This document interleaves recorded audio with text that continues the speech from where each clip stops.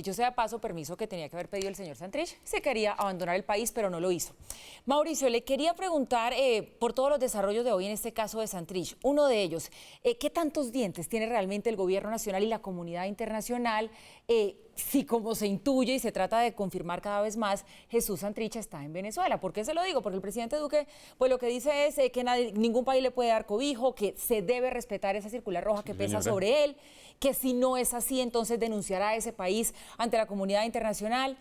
Pero hombre, si está en Venezuela, ya sabemos de qué va la cosa con Venezuela. Si el destino final de Santrich es Cuba, pues es un poco lo mismo porque son países que no reconocen las reglas internacionales, no las respetan y no les importan de mucho. Paula, las circulares rojas de la Interpol deben ser respetadas y acatadas por todos los países, salvo por los que no las quieran respetar y acatar. Entonces, como es el caso de Cuba y de Venezuela justamente. Porque ojo a lo siguiente, todos los indicios señalan que Jesús Santrich se fue para Venezuela y lo sabíamos desde el momento en que escapó de uno de los espacios que estaba muy cerca de la frontera con el personaje que se fue, ustedes lo vieron en la foto en el pasaporte, que vive en Venezuela, tiene varias entradas en Venezuela a pesar de ser del Cono Sur, etcétera, etcétera. Digamos que el gran hallazgo que él está en Venezuela, lo único que sucede el día de hoy, porque esto se sigue 24 horas tras 24 horas, es que hay dos testimonios que son bastante fidedignos y que pueden ayudarle a uno a creer que esto es cierto. Por una parte, no solamente el de la ONG, la Fundación Redes, que es el señor Javier Tarazona, que dice sí, hay evidencia de que se fue para Venezuela, etcétera, etcétera, sino aparte de eso, un exdirector de SEBIN que se fue para Estados Unidos hace 2 meses, que ha pedido asilo en Estados Unidos y que es Manuel Figuera. Manuel Figuera dice, vea, hay evidencia de que Jesús Santrich está en Venezuela, pero además no hay mucho que hacer,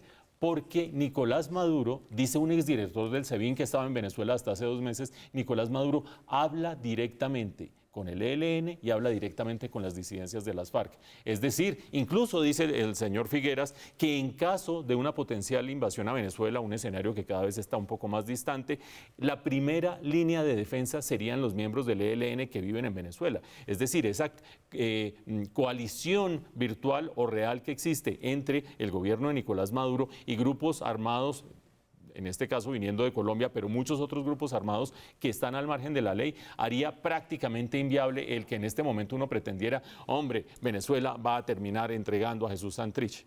Mientras tanto, en Colombia yo creo que lo que tenemos que ir pensando es si se da por perdida la carta de Jesús Santrich y si se trata de consolidar y reorientar el proceso de paz, un poco en el entendido de lo que ha dicho el doctor Emilio Archila. Recuerden ustedes, Emilio Archila es el consejero que está dedicado a que salga adelante el proceso de rehabilitación y el proceso de consolidación de la paz, y que ha dicho claramente, siendo incluso miembro del gobierno, ha dicho claramente, vea, Jesús Santrich no es todas las FARC, Jesús Santrich no es un ejemplo a seguir, no lo han seguido la mayoría de los miembros de las FARC, y lo que tenemos que hacer es aprovechar esta experiencia para ajustar las tuercas que sean necesarias y conducir por el buen camino el proceso de paz. Esos son buenas intenciones, esos son buenas reflexiones. Ustedes se imaginan la cantidad de políticos que de aquí a octubre, en pleno proceso electoral, van a empezar a gritar en la plaza pública que lo que hay que hacer es acabar con el proceso de paz para ganar votos. Yo sí me imagino que van a ser muchos. Y en últimas, a poquitos les interesa.